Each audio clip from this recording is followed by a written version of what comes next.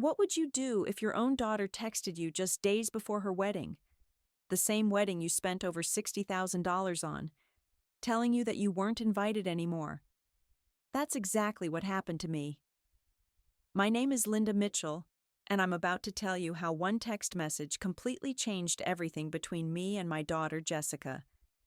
But here's the thing: instead of begging, instead of crying, instead of trying to reason with her, I did something that shocked everyone, something that turned her dream wedding into a complete disaster. And by the end of this story, you'll understand why sometimes the most loving thing you can do is walk away. This is the story of how I finally put myself first. And trust me, you won't believe how it all unfolded. My name is Linda Mitchell. I'm 54 years old, divorced, and I live in a modest home in Tucson, Arizona. For the past 15 years, I've worked as a transaction coordinator at Desert Vista Realty, handling the endless paperwork that keeps home sales moving. It's not glamorous work, but it pays the bills and gave me the flexibility I needed when I was raising my two kids alone after my divorce. Jessica is my 28-year-old daughter, and Marcus is my 25-year-old son. After their father walked out when they were teenagers, I made a promise to myself that they would never want for anything, that they'd have every opportunity I never had. It was a Thursday morning in March when everything changed.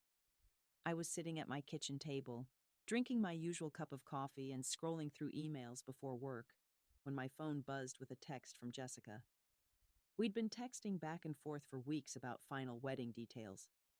The ceremony was scheduled for that upcoming Saturday at a beautiful resort in Scottsdale, just 4 days away. The text was short, almost casual in its cruelty. "Hey, Mom, change of plans." Tyler's family decided they want to keep the wedding really small and intimate, just immediate family and a few close friends. You can still watch the ceremony on Instagram Live, though. We'll tag you. Love you. I stared at that message for what felt like forever. My coffee grew cold in my hands. "Just immediate family," she said. As if I wasn't immediate family. As if the woman who raised her, who sacrificed everything for her, who had just spent the last 8 months writing check after check for her dream wedding, wasn't important enough to actually be there in person. Let me tell you about those checks. The venue deposit, $15,000. The photographer she absolutely had to have, $8,000. The flowers, because she wanted peonies flown in from Oregon, $4,500. The dress from that boutique in Phoenix, $3,200. The catering upgrade because Tyler's family expected a certain standard, $12,000. The band, the cake, the decorations, the rehearsal dinner, it all added up to over $60,000. Money I didn't really have. Money I'd borrowed against my retirement account. Money I'd scraped together by working overtime and skipping vacations. And now, 4 days before the wedding, I was being told I could watch it on social media like some distant acquaintance. I didn't respond right away. I couldn't. Instead, I sat there thinking about all the conversations we'd had about this wedding. How excited Jessica had been when she showed me the venue photos. How she'd cried happy tears when I told her not to worry about the cost, that I'd handle everything. How she'd called me her wedding fairy godmother just last month when the final payment went through. But as I thought about it more, I realized this wasn't really sudden. There had been signs. The way she'd started talking about Tyler's family more and more, always with this tone of reverence, as if they were royalty. How she'd begun making comments about wanting everything to be perfect and sophisticated. How she'd stopped asking my opinion on details and started just informing me of decisions that had already been made. Tyler came from money, old Scottsdale money. His parents lived in one of those gated communities where the houses all look like small resorts and everyone drives luxury cars. His mother, Patricia Washington, had made it clear from day one that she thought Tyler was settling. Not directly, of course, but in those subtle ways that women like her have perfected. The backhanded compliments about Jessica's humble background. The way she'd taken over planning certain aspects of the wedding without asking. The guest list that kept growing on their side while shrinking on ours. I finally typed back, "Okay, have a beautiful day." Short, simple, emotionless. But inside, something had shifted. For the first time in years, I felt completely clear about what I needed to do next. Jessica had made her choice.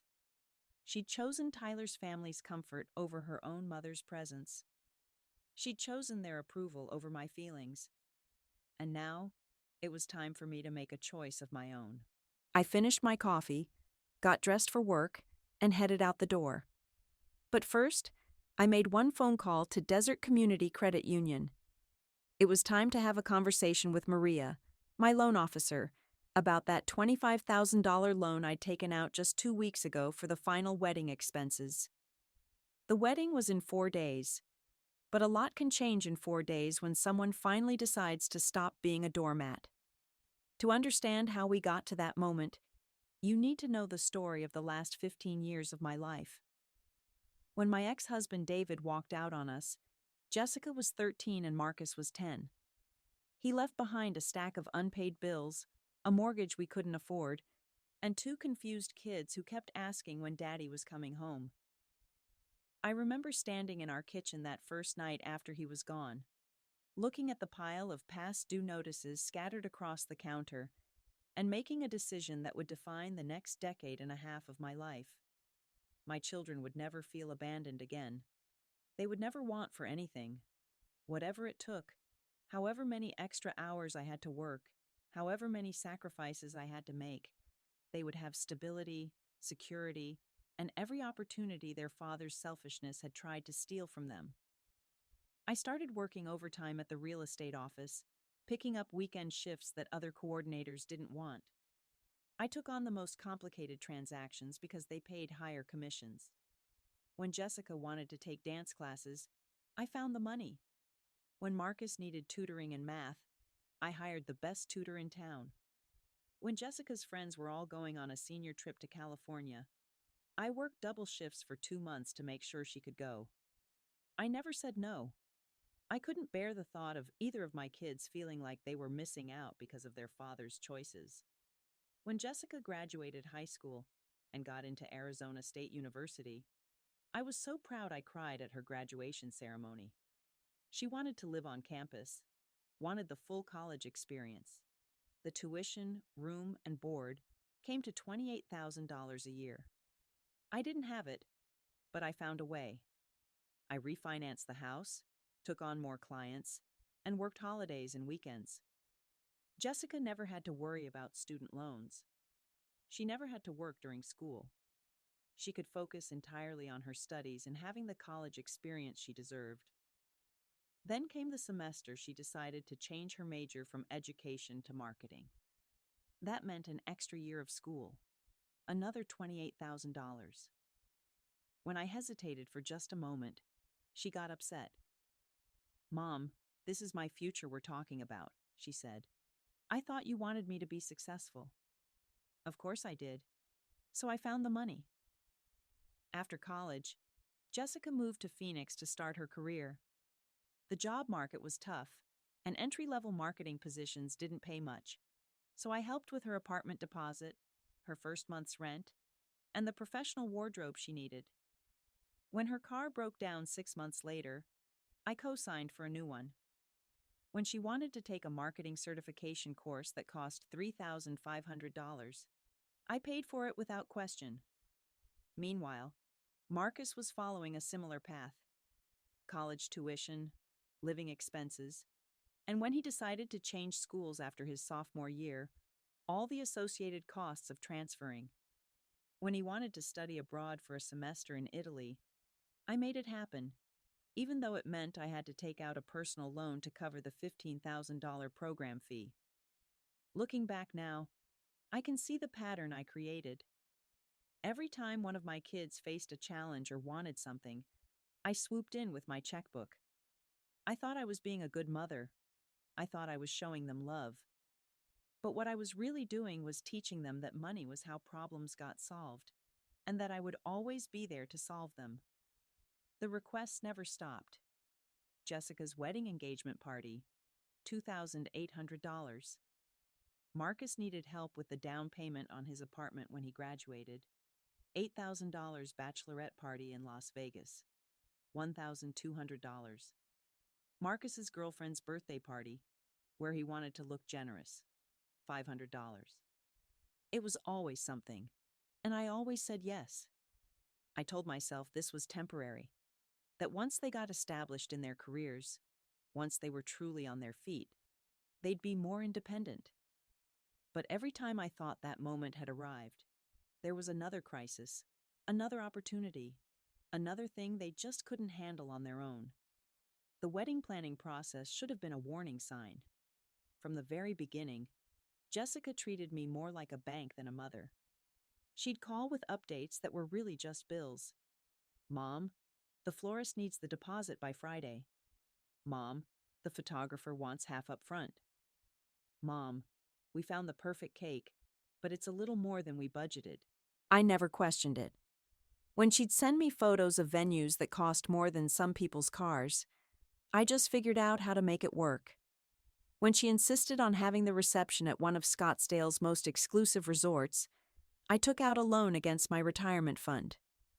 When the guest list kept growing and the costs kept climbing, I picked up even more overtime hours. But through all of this, something else was happening that I didn't fully recognize until that Thursday morning text. The more I gave, the less I seemed to matter as a person. I had become a resource to be managed, not a mother to be loved. And Tyler's family? They watched all of this with barely concealed amusement. Here was this working-class woman from Tucson, killing herself to pay for a wedding that would impress their country club friends. They never offered to contribute more. They never suggested scaling back. They just sat back and let me bankroll their son's perfect day. That's how we got here. 15 years of saying yes had taught my daughter that my only value was what I could provide. And now, she was about to learn what happened when the ATM finally said no. I drove to work that Thursday morning in complete silence. No radio, no music, just the sound of my Honda Civic's aging engine and the thoughts spinning in my head. The desert landscape of Tucson rolled past my windows, the same road I'd driven for 15 years. But everything felt different. It was like someone had adjusted the focus on a camera, and suddenly I could see details that had been blurry before. At Desert Vista Realty, I went through the motions of my morning routine. I checked emails, reviewed pending transactions, updated client files, but my mind kept drifting back to Jessica's text. Just immediate family, she'd said. The words echoed in my head like a song you can't shake. What exactly was I, if not immediate family? Around 10 a.m., my phone buzzed with another text from Jessica. Also, can you make sure the final catering payment goes through today? They need it by 5 p.m. or they'll cancel. Thanks, Mom. You're the best. I stared at that heart emoji for a long time. 24 hours ago, it would have made me smile. Now it felt like salt in a wound. I was good enough to pay for the catering, but not good enough to eat the food. I was the best when it came to writing checks, but not important enough to witness the ceremony those checks were paying for. I didn't respond to the text. Instead, I sat back in my desk chair and really thought about the last 8 months of wedding planning. Every conversation, every decision, every moment where I should have seen what was really happening. I remembered the day Jessica first showed me the venue. We'd driven up to Scottsdale together, and she was so excited, talking nonstop about her vision for the perfect day. But when we met with the wedding coordinator, Jessica introduced me as my mom who's helping with expenses, not my mom who's making this possible, not my mom who I couldn't do this without, just someone who was helping with expenses, like I was a generous aunt or family friend. I thought about the guest list discussions, how Jessica had initially included my sister Carol, my best friend Susan, and a few of my coworkers who had watched her grow up. But over the months, those names kept disappearing. "We just don't have the space," Jessica would say. "Tyler's parents know so many people, and they're contributing too." Except they weren't contributing, not financially anyway. Their contribution was their approval, their social connections, their stamp of legitimacy on Jessica's transformation from a middle-class girl from Tucson to the wife of a Scottsdale elite. I remembered the rehearsal dinner planning. Originally, it was going to be a casual gathering at a nice restaurant. But then Patricia Washington suggested the country club where she was a member. "It would be so much more elegant," she told Jessica. "The kind of place where Tyler's business associates would feel comfortable." The cost jumped from $800 to $3,500. Jessica called me that night. "Mom, I know it's more expensive, but this is really important to Tyler's family. Can we make it work?" Of course we could make it work. We always made it work. But here's what I was realizing as I sat at my desk that Thursday morning. I had been making it work for people who had already decided I didn't work for them. Somewhere along the way, Jessica had absorbed the Washington family's values, and those values didn't include honoring the woman who had sacrificed everything to give her daughter opportunities. My phone rang, interrupting my thoughts. It was Patricia, my boss, calling from her office down the hall. "Linda, can you come in here for a minute? I've got the Morrison closing documents that need your review." I walked to her office, grateful for the distraction. Patricia had been my boss for over a decade, and she'd watched me struggle through the divorce, the single motherhood, the constant juggling of work and family responsibilities. She was one of the few people who knew how much I was spending on this wedding. "You look tired," she said, as I sat down across from her desk. "Everything okay?" For a moment, I considered telling her everything. Patricia was the kind of boss who remembered your kids' names, who asked about their lives, who had even sent Jessica a graduation card when she finished college. But instead, I just said, "Wedding stress. You know how it is."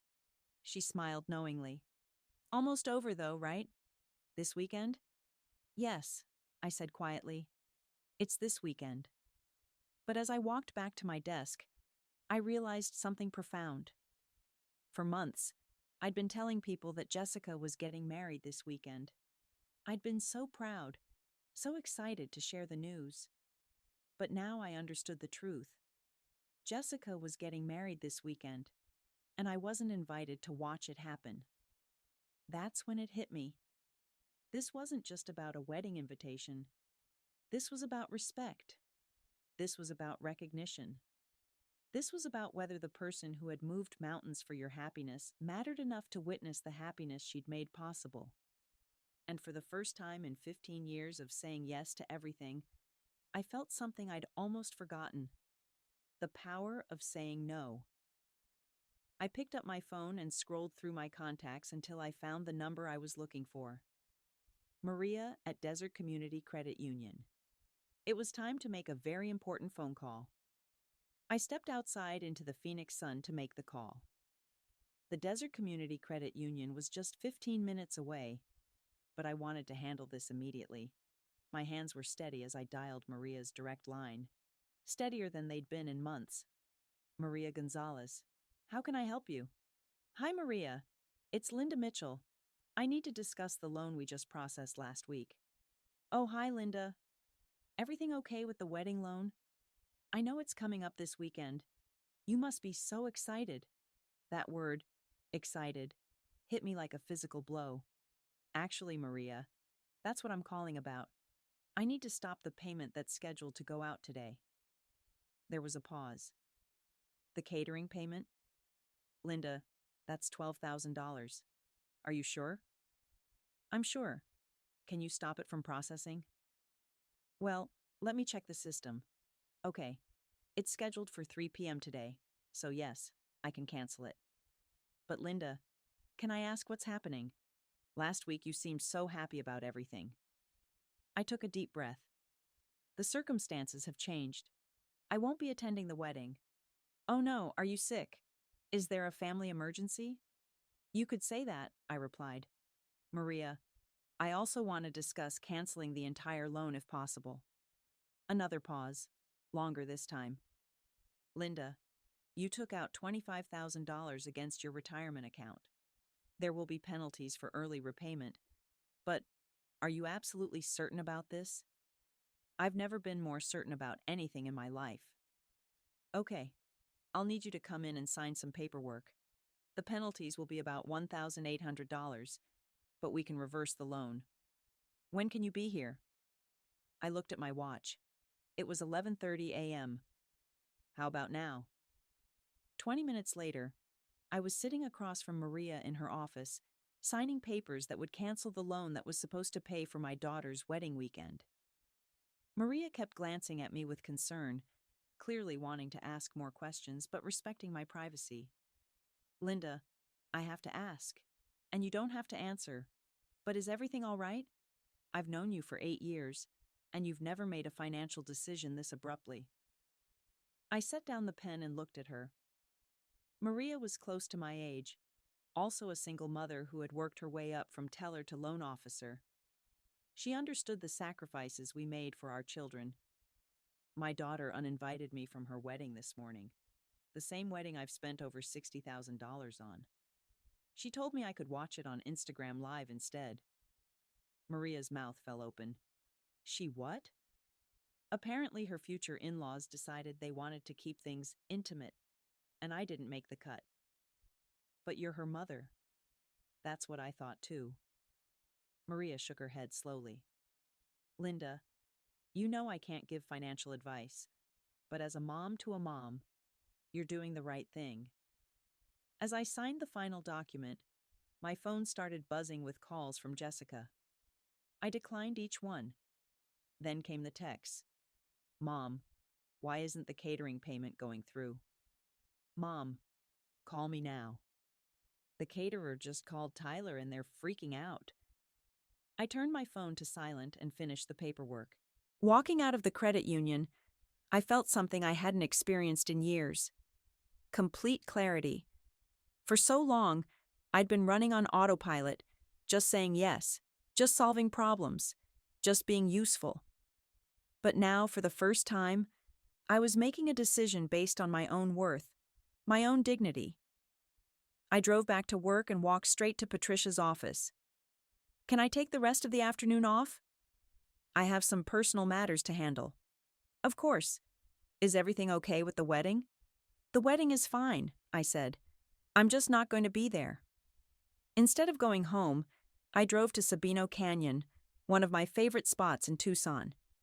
I hiked one of the shorter trails and found a quiet spot to sit among the desert rocks and cacti. The silence was profound. No phone calls, no requests for money, no guilt trips. Just me and the vast Arizona sky. My phone showed 23 missed calls and 47 text messages. I didn't read them. Not yet. Instead, I thought about what I wanted my life to look like. For 15 years, I had defined myself by what I could give my children. But who was I when I wasn't solving their problems or funding their dreams? I was a 54-year-old woman who loved hiking, who was good at her job, who had friends she'd neglected because she was always too busy managing her kids' crises. I was someone who hadn't taken a real vacation in 5 years because there was always another expense for Jessica or Marcus. I was a person who had forgotten that her own dreams mattered too. As the sun started to set over the desert, painting the sky in brilliant oranges and purples, I finally turned my phone back on. The messages were exactly what I expected. Panic, anger, accusations, and finally, desperate bargaining. But the most telling message was from Tyler. Linda, Jessica's really upset. Can we work something out? Maybe you could come to the ceremony but skip the reception. Even now, they were trying to negotiate, trying to figure out the minimum amount of respect they could offer to keep the money flowing. I typed one response to Jessica. I hope you have a beautiful wedding. I won't be attending, and I won't be paying for any more expenses. Please don't contact me until you're ready to have an honest conversation about respect. Then I drove home to wait for what I knew was coming next. I was barely in my front door when the pounding started. Not knocking, pounding. The kind of urgent, aggressive sound that demanded immediate attention. I set my purse down calmly and looked through the peephole. Marcus was standing on my porch, his face red with anger, still wearing his work uniform from the auto shop where he managed the service department. I opened the door, and he pushed past me before I could say a word. "What the hell, Mom?" he shouted, spinning around to face me. "Jessica is having a complete meltdown. Do you have any idea what you've done?" "Hello to you too, Marcus," I said, closing the door behind him. "Would you like some water? You look overheated." "Don't give me that calm act." Jessica called me crying so hard I could barely understand her. The catering company just canceled. The whole wedding is falling apart. All because you decided to throw some kind of tantrum. I walked to the kitchen and poured myself a glass of water, taking my time.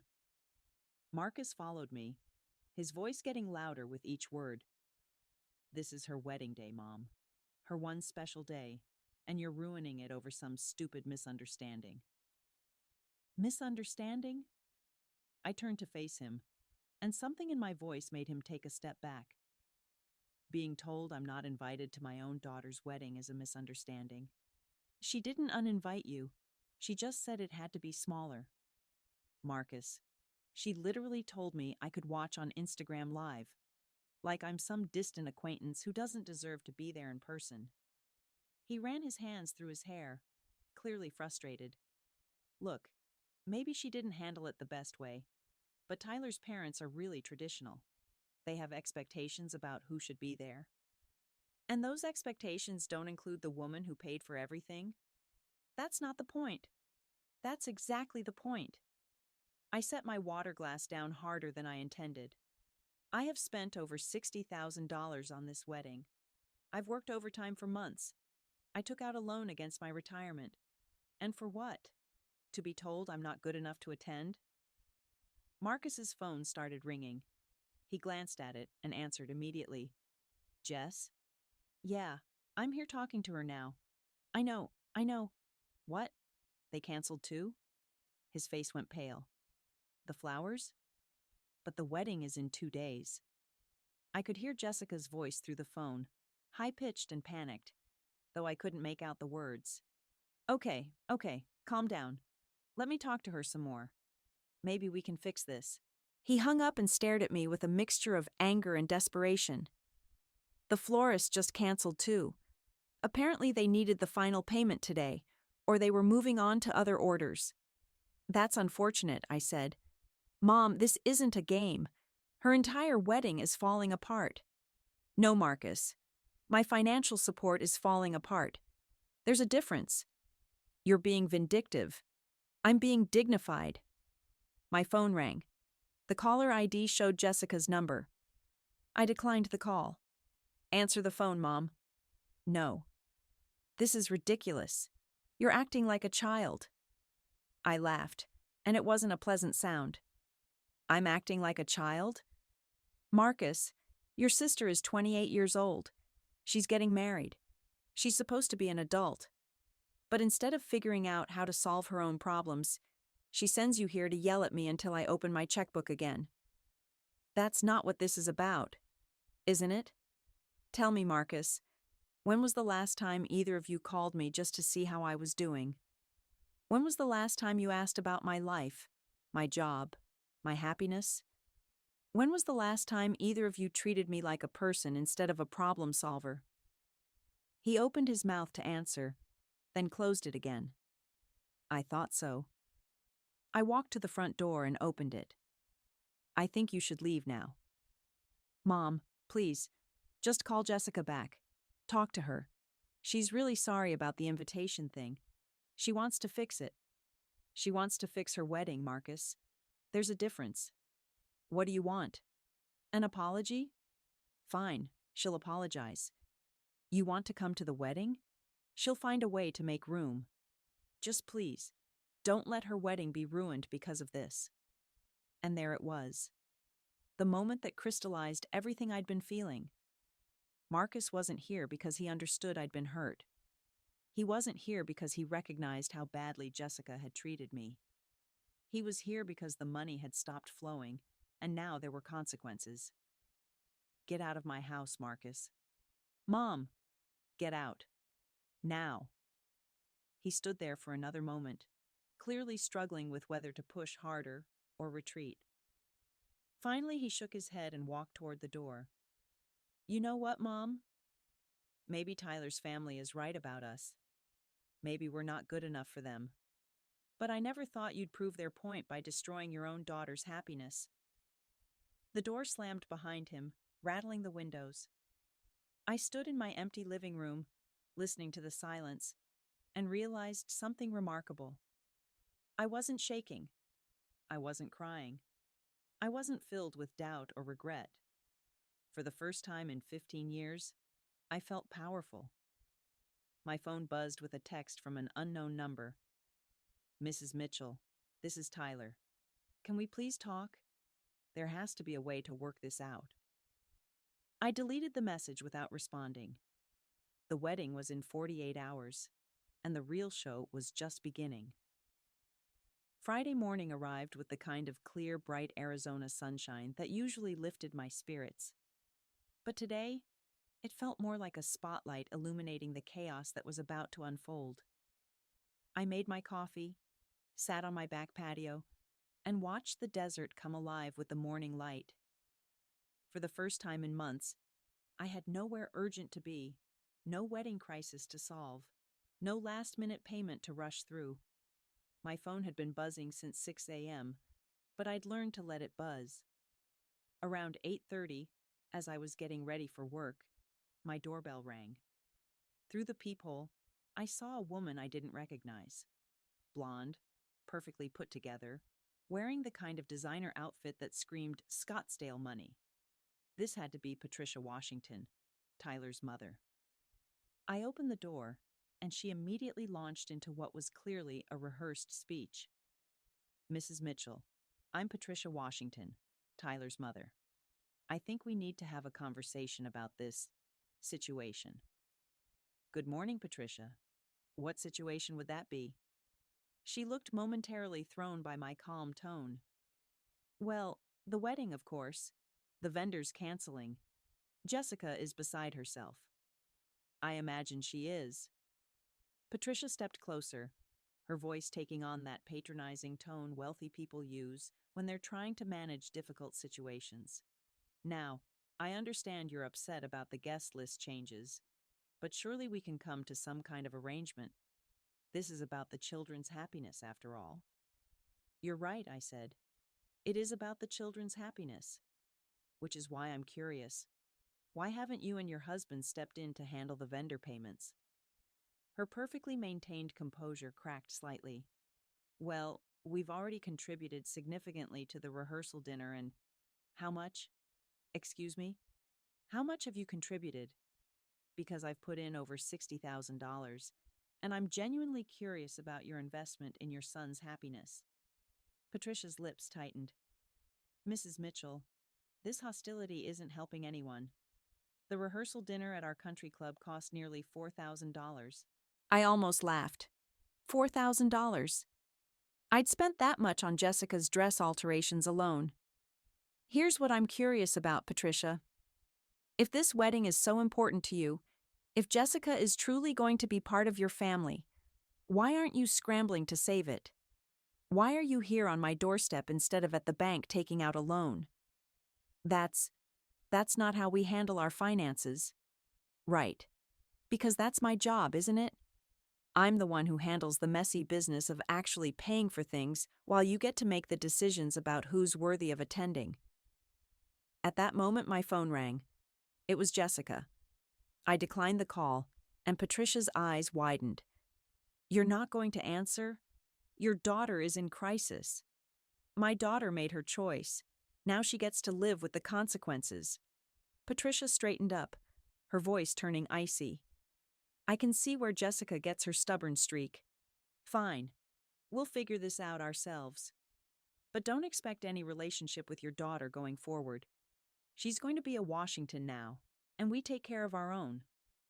Good luck with that, I said, and closed the door in her face. 2 hours later, at work, my personal phone rang again. This time it was a number I recognized. Chloe, Jessica's best friend from college. Mrs. Mitchell, it's Chloe. I'm here with Jessica, and she's not doing well. In the background, I could hear my daughter's voice, tearful and frantic. The venue just canceled too. They said, without the final payment, they're releasing the date. There's nowhere else available in Scottsdale for tomorrow. Jessica wants to talk to you, Chloe continued. She says she'll do anything to fix this. She'll uninvite Tyler's cousins. She'll make room for you. Whatever you want. Put her on the phone. Mom? Jessica's voice was thick with tears. Mom, I'm so sorry. I made a huge mistake. I should never have told you not to come. You're my mother. You should be there. Please, can we fix this? Can you help me save my wedding? For a moment, listening to my daughter cry, every instinct I developed over 28 years of motherhood screamed at me to give in, to write the checks, to save the day, to make everything better like I always had. Instead, I said quietly, Jessica, when you told me I couldn't come to your wedding, what did you think would happen to the money? I don't know. I wasn't thinking about the money. I was just trying to make Tyler's family happy. And now? Now I realize I made a terrible mistake. Mom, please. I'm begging you. I'll pay you back. I promise. Somehow, I'll pay you back. With what money, Jessica? You've never paid me back for anything in your entire adult life. The line went quiet, except for her crying. I'll figure it out, she whispered finally. You will figure it out, I agreed. Because that's what adults do when they make bad decisions. They figure it out themselves. I hung up and turned off my phone. The wedding was supposed to be tomorrow, but there wasn't going to be a wedding. At least, not the one Jessica had planned. Saturday arrived with an eerie quiet. The day that was supposed to be Jessica's wedding day felt strangely ordinary. I slept in until 8 a.m., something I hadn't done in months, made myself a proper breakfast with eggs and toast, and sat on my patio reading a novel I'd been trying to finish for weeks. No frantic phone calls about forgotten details, no last-minute vendor emergencies, no rush to get dressed and drive to Scottsdale. Just peace. Around 10 a.m., my doorbell rang. Through the window, I saw Chloe standing on my porch, but she wasn't alone. She'd brought someone with her, an older woman I didn't recognize, maybe in her 60s, with kind eyes and silver hair. I opened the door, and Chloe stepped forward nervously. Hi, Mrs. Mitchell. I hope it's okay that I came by. This is my mom, Doctor, Sarah Bennett. She wanted to meet you. Dr. Bennett extended her hand with a warm smile. Linda, I've heard so much about you over the years. Chloe has always spoken about how much Jessica loved and respected you. I'm sorry we're meeting under these circumstances. I invited them in and made coffee, curious about why Chloe had brought her mother to see me. Chloe told me what happened, Dr. Bennett said as we settled in my living room. And I have to say, as both a mother and as someone who's worked in family therapy for 30 years, what you did took incredible courage. I looked at her in surprise. Courage? Most people would call it selfish. Most people enable their children's bad behavior because they're afraid of conflict, she replied. What you did was set a boundary that was long overdue. Chloe shifted uncomfortably on the couch. Mrs. Mitchell, I need to tell you something. Jessica asked me to come here and try to convince you to change your mind. She's still hoping you'll give her money for a smaller ceremony. But that's not why I brought my mom, she continued quickly. I brought her because I've been watching this whole situation unfold, and I needed an outside perspective. I needed to know if I was crazy for thinking Jessica was wrong. Dr. Bennett leaned forward. Linda, Chloe described the dynamic between you and Jessica, and frankly, it's a textbook case of financial enmeshment. Your daughter has never learned to solve her own problems because you've always solved them for her. I was trying to be a good mother. You were being a loving mother, she corrected. But love without boundaries isn't actually loving, it's enabling. And what happened with the wedding invitation was the inevitable result of years of your daughter taking your support for granted. Chloe nodded. Mrs. Mitchell, I've been Jessica's friend for over a decade, and I've watched her treat you like a bank account with emotions. It always made me uncomfortable, but I never knew how to say anything. Yesterday, she continued, when everything was falling apart, Jessica called me crying. But she wasn't crying because she hurt you. She was crying because she couldn't figure out how to fix the money problem, and that's when I realized she still doesn't get it. Dr. Bennett pulled out her phone and showed me an article. I brought this for you to read later, but it's about adult children who've never learned financial independence. The pattern you describe, the constant crises that require parental bailouts, it's very common, and it doesn't stop until the parent stops participating. But what if I've lost her forever? I asked, voicing the fear that had been lurking in the back of my mind. Linda, Dr. Bennett said gently, you can't lose what you never really had. The relationship you had with Jessica was based on transactions, not genuine connection. If she's only in your life when she needs something, was she ever really in your life at all? That hit me like a physical blow, but not because it was cruel, because it was true. The question now, Dr. Bennett continued, is whether Jessica is capable of growth. Some adult children, when faced with real consequences for the first time, finally wake up and realize what they've lost. Others just find new sources of support and continue the same patterns. How do I know which one she is? Time will tell. But Linda, here's what I want you to understand. Regardless of whether Jessica changes, you did the right thing. You taught her that relationships require mutual respect. You showed her that love isn't unconditional financial support. Those are lessons she needed to learn, even if she hates you for teaching them. Chloe reached over and squeezed my hand. Mrs. Mitchell, I want you to know that what you did yesterday saved me from making a huge mistake. I was about to lend Jessica $15,000 from my own savings to try to salvage some kind of ceremony. But watching how she's handled this whole situation, I realized I'd just be enabling her too. What happened to the wedding? I asked. They're going to City Hall on Monday, Chloe said. Just Tyler, Jessica, and his parents as witnesses. Tyler's dad is paying for a small dinner afterward. No bridesmaids, no flowers, no photographer, no reception. Just a simple ceremony and the consequences of treating people badly. And how is Jessica handling that? Chloe and her mother exchanged a look. She's angry, Chloe said finally. Really angry. But Mrs. Mitchell, I don't think she's angry at the right person yet. We talked for another hour, and when they left, Dr. Bennett handed me her card. If you ever want to talk through any of this with a professional, please call me. What you're going through, learning to have a relationship with your adult children based on respect rather than rescue, it's one of the hardest transitions a parent can make. After they left, I sat in my living room feeling something I hadn't expected. Validated. For the first time since this whole situation began, someone with expertise had looked at my choices and said, "You did the right thing." Maybe Dr. Bennett was right. Maybe I couldn't lose what I'd never really had. And maybe, just maybe, this was the beginning of discovering what I could have instead. 3 months have passed since what should have been Jessica's dream wedding in Scottsdale. 3 months since I made the hardest decision of my motherhood journey. And as I sit here today, I can honestly say it was the best decision I've ever made. Jessica and Tyler did get married at the Maricopa County Courthouse that Monday morning. According to Marcus, who attended as one of their witnesses. It was a quiet, simple ceremony.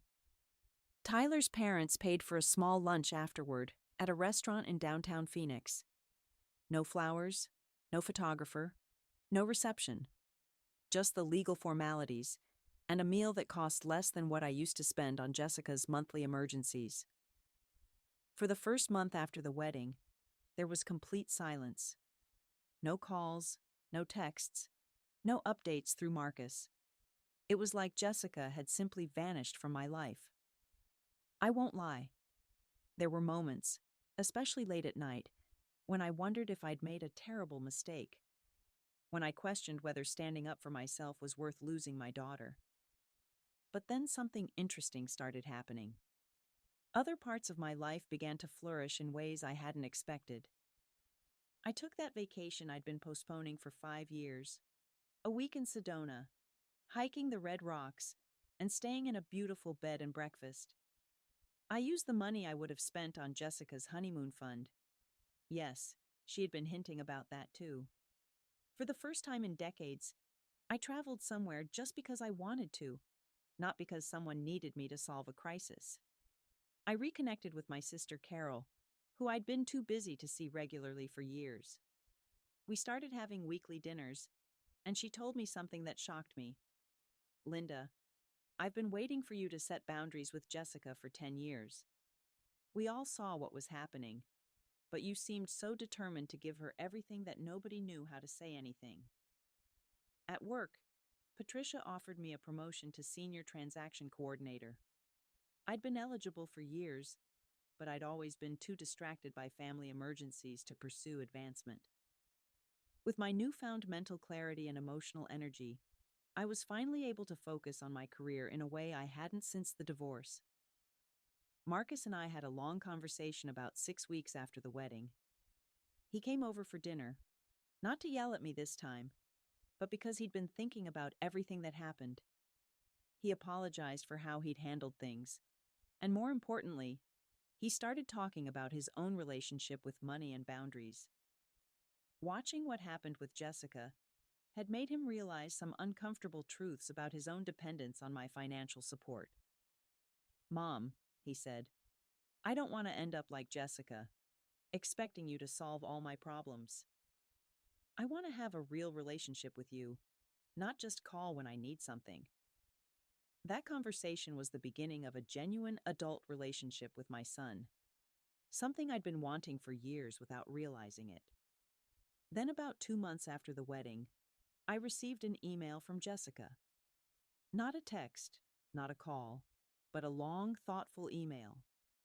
She started by telling me about her new life as a married woman, living in a small apartment in Tempe while she and Tyler saved money. She talked about learning to budget, about realizing how much things actually cost, about the stress of managing finances without a safety net. But then she wrote something that brought tears to my eyes. "Mom, I need to apologize, and not because I want anything from you. I need to apologize because I finally understand what I did. I treated you like a bank account instead of a person. I took your love and your sacrifices for granted. I was so focused on impressing Tyler's family that I forgot about the family member who actually mattered. You." She didn't ask for money. She didn't ask for forgiveness. She simply acknowledged the hurt she'd caused and took responsibility for her actions. I wrote back, and we've been having real conversations ever since. Email conversations about her job, her marriage, her struggles and successes. For the first time in years, Jessica is telling me about her life instead of asking me to fix her life. We haven't seen each other in person yet. We're taking things slowly, rebuilding trust and respect. But there's something different in how she communicates with me now. She asks about my life, my job, my happiness. She remembers things I tell her. She's treating me like a person she cares about, not just a resource she can access. The woman I am today is someone I barely recognized from 6 months ago. I'm someone who knows her own worth, who doesn't apologize for having boundaries, who understands that the most loving thing you can sometimes do is say no.